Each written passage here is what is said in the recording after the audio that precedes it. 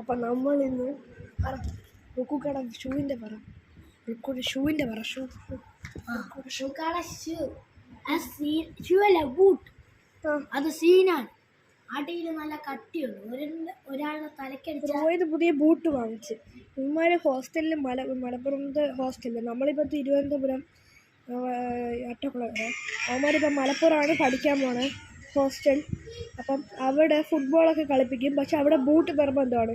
ഇവൻ്റെ കയ്യിലുള്ള ഒരു ബൂട്ടുണ്ട്. ഇവ അത് അടിച്ച് നശിപ്പിച്ച് പുതിയ ബൂട്ട് ഞാൻ കാണിച്ചു തരാവേ. Super boot.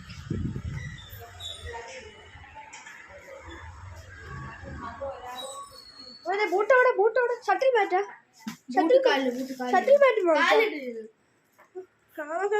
ഒരു കാണിക്കും നൈസ് ബോൾ. അടി കാണിക്കും അടിവശം കാണിക്കും.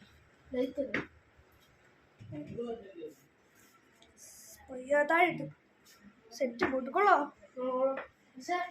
ഷട്ടിൽ ബാറ്റ് പുതിയ ഷട്ടിൽ ബാറ്റ് വാങ്ങിച്ചു. നല്ല കാറ്റ്.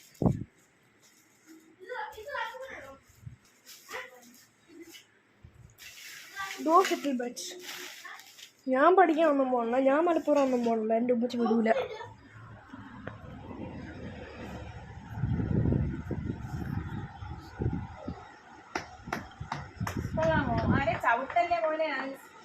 എന്റെ കാലൊന്ന് ചെറുതായിട്ടൊന്ന് ചവിട്ട്. ചെറുതായിട്ട് ഓ എൻ്റെ മോനെ അങ്ങോട്ട് പതിയെ സെറ്റ്.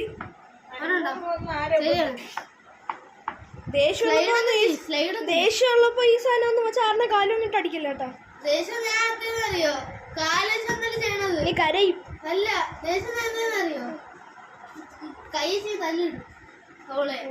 നിനക്ക് തന്നെ കിട്ടും. ഒരുത്തനുണ്ട് 8ാം ക്ലാസ്സില്. അവന്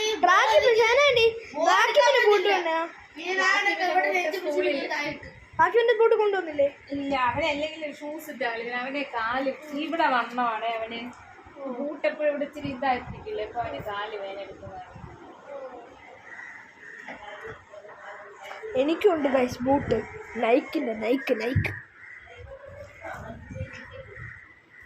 അപ്പോൾ ഓക്കെ ബൈ.